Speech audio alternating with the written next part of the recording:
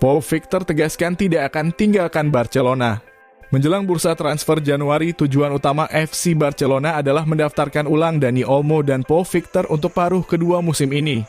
Dengan pendaftaran pemain pada musim panas yang hanya sampai 31 Desember, dan juga dengan memanfaatkan ruang yang diciptakan oleh cedera jangka panjang Andreas Christensen, Barca perlu mendaftarkan kembali kedua pemain tersebut untuk paruh kedua musim ini. Meskipun ada beberapa kekhawatiran tentang situasi ini, Barca bekerja keras untuk memastikan pendaftaran Olmo dan Victor dan sedang menjajaki berbagai cara termasuk memperoleh tindakan pencegahan dari pengadilan.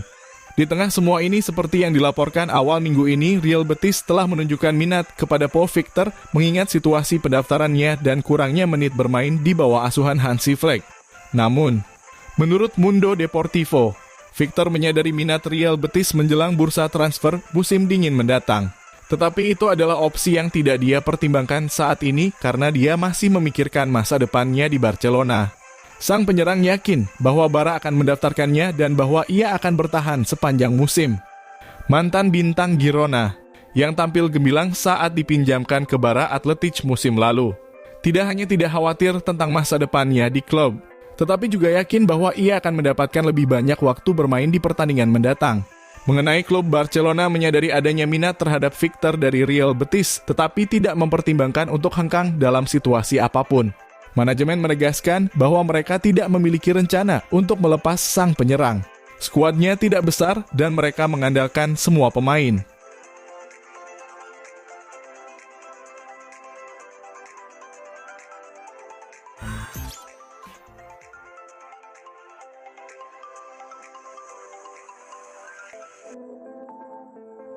Barcelona ramaikan perburuan transfer Randal Kolo Muani dari Les Parisiens.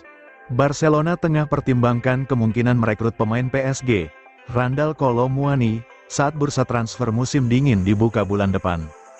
Diungkapkan media Spanyol, Fichajes, Barca saat ini tengah mencari penyerang serba bisa yang ingin mereka datangkan di bursa transfer musim dingin.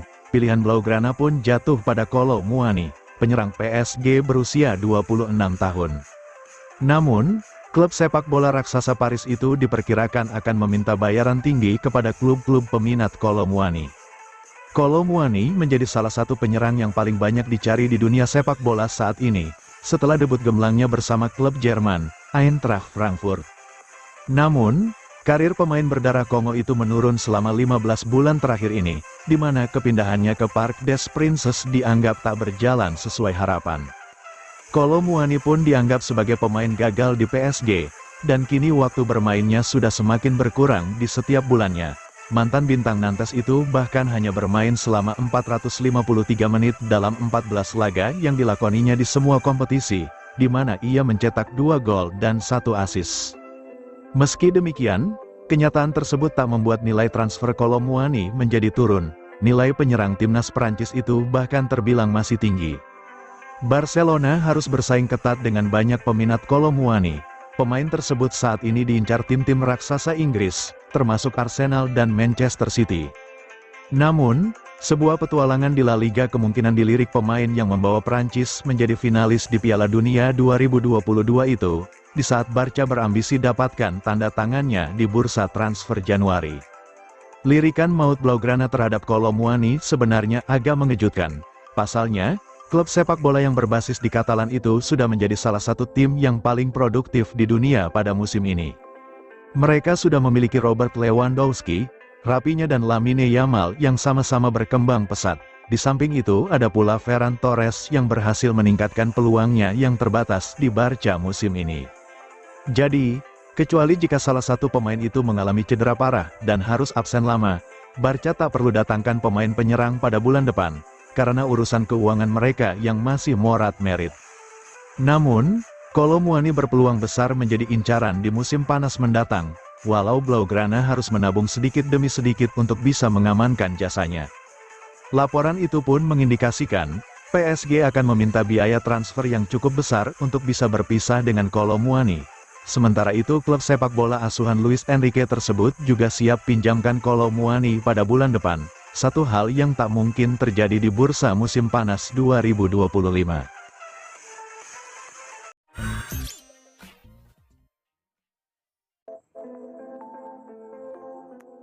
Dua kali kena geser, Barcelona di posisi ketiga di klasemen. Barcelona menutup tahun 2024 dengan berada di posisi ketiga klasemen Liga Spanyol setelah dua kali kena geser dalam waktu singkat oleh Atletico Madrid lalu Real Madrid. Dalam pertandingan La Liga 2024-2025 Jornada 18, Barcelona harus menelan kekalahan 1-2 ketika menjamu Atletico. Hasil itu membuat Barca juga harus turun takhta. Dengan keberhasilan meraih 3 poin dengan mengalahkan Barcelona, Atletico berhak naik ke puncak klasemen Liga Spanyol dengan 41 poin. Barca kena geser ke posisi kedua lewat 38 poin. Tidak berhenti sampai situ. Dalam waktu singkat, Barca kembali kena geser. Hal itu terjadi setelah Real Madrid meraih kemenangan dengan skor 4-2 ketika melawan Sevilla. El Real berhasil membuat raihannya menjadi 40 poin, alias 1 angka lebih banyak ketimbang Barcelona. Dengan kata lain, Barcelona pun harus rela kena geser lagi. Barca kini menempati posisi ketiga papan klasemen Liga Spanyol di akhir tahun ini, setelah 2 kali kena geser klub-klub kota Madrid.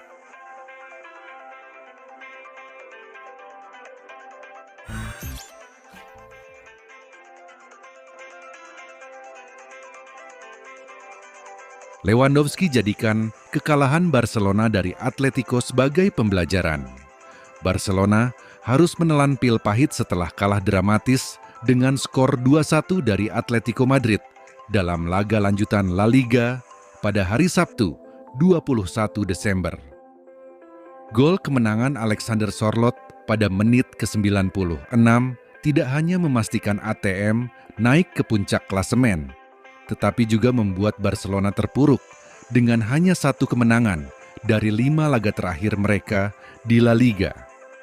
Robert Lewandowski mengungkapkan suasana ruang ganti yang penuh kekecewaan usai kekalahan ini. Berbicara kepada Eleven Sports, striker asal Polandia itu berkata, "Saya pikir ruang ganti penuh amarah. Kami memainkan pertandingan yang bagus.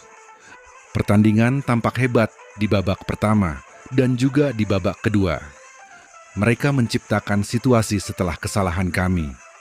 Di menit terakhir, skor imbang, dan kami bermain seolah-olah kami kalah di final dan harus mencetak gol dengan cara apapun."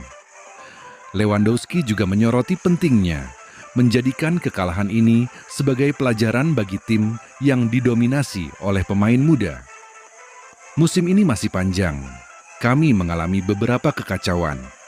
Dengan tim yang muda, performa meningkat. Kami bermain bagus melawan Atletico, tetapi kami kalah. Ini pelajaran bagi kami. Kami melewatkan kemenangan. Kekalahan dari Atletico menambah daftar masalah bagi tim asuhan Hansi Flick yang saat ini berada di urutan ketiga, tertinggal dari Atletico dan Real Madrid.